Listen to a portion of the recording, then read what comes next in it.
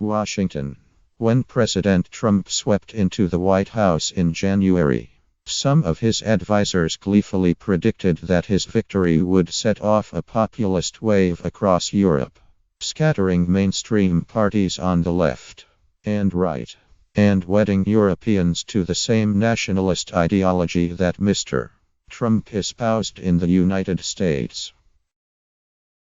With far-right parties then on the rise across the continent, it did not seem that far-fetched a proposition. Now, with the French presidential election starting this weekend, Mr.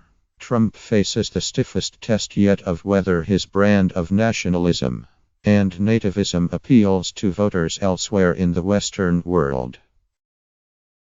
That may explain why the president decided to weigh in on the campaign as brashly as he did on Friday, writing on Twitter that the terrorist shooting in Paris would upend the election. "The people of France will not take much more of this," Mr. Trump said. "Will have a big effect on presidential election." The White House insisted the president was not trying to tilt the outcome of an election abroad that includes a nationalist candidate.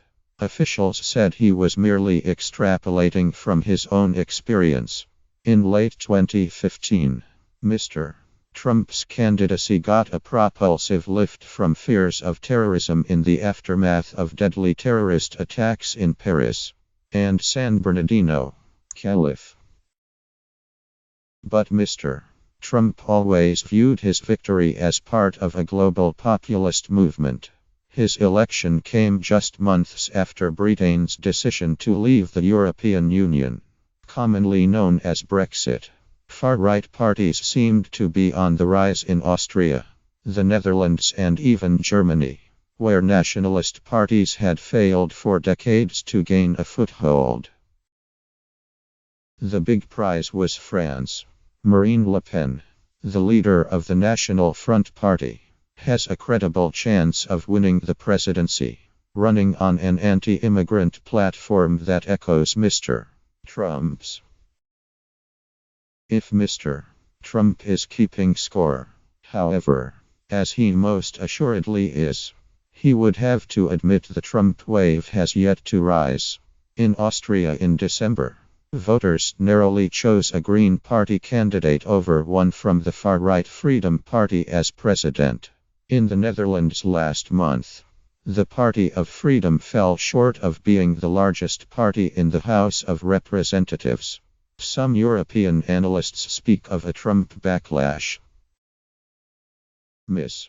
Le Pen still has a chance of winning, but France's presidential election has become a fragmented affair, with her and three other candidates: a conventional conservative, a centrist, a former banker, and a rising leftist, all vying to emerge from the pack in a campaign that has been driven as much by concerns over the economy as terrorism and security.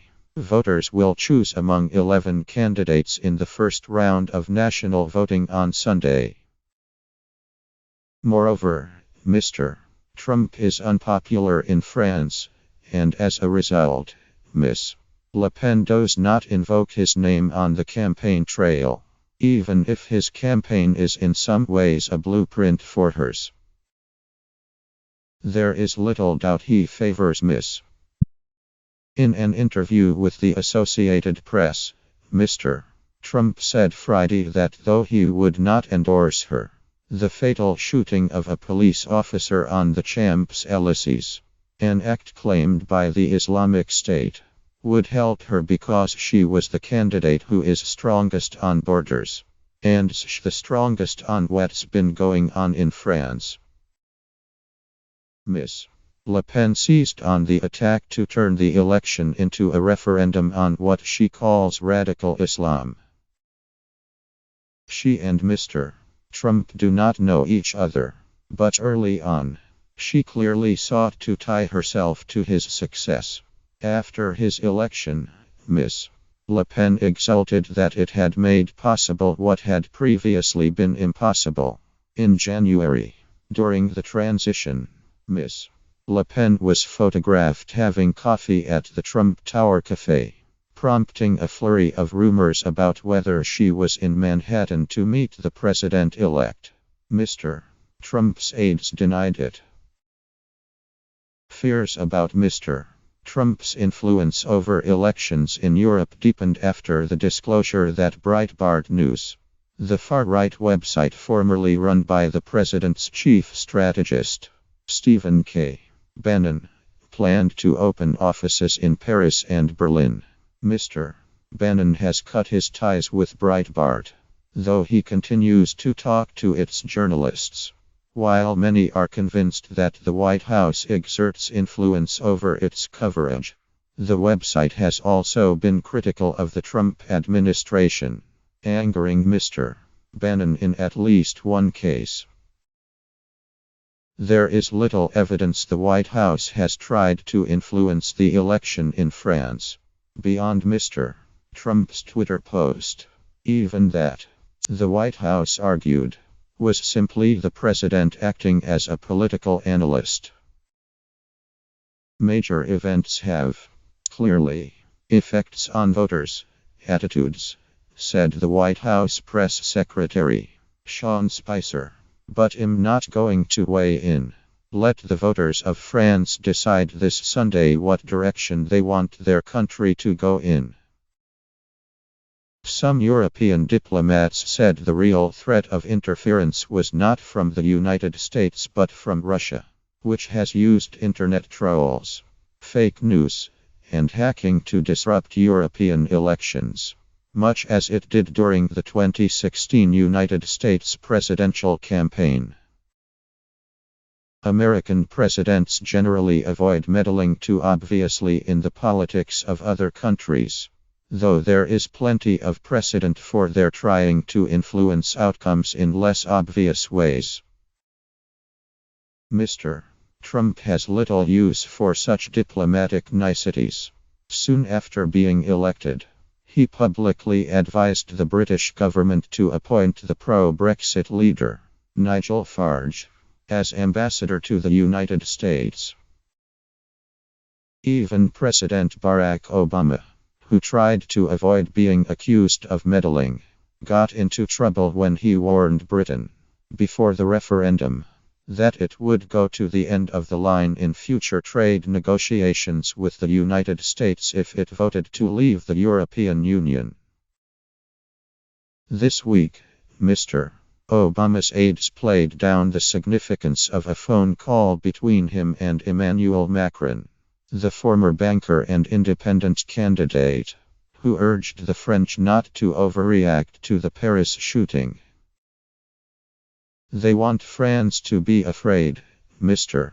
Macron said of the terrorists, sounding a lot like Mr. Obama. In France, where political experts and pollsters were struggling to gauge the consequences of Thursday's attack on the psyche of voters, Mr. Trump's Twitter message was expected to carry little weight.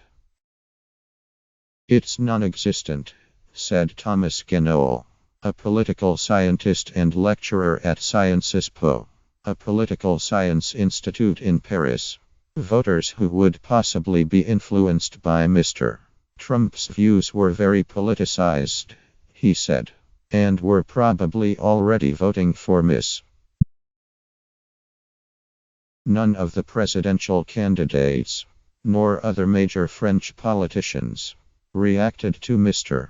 Trump's Twitter post, and it was barely mentioned by French Twitter users, said Guillaume Fautelou, the head of Linkfluence, which monitors the impact of social media services.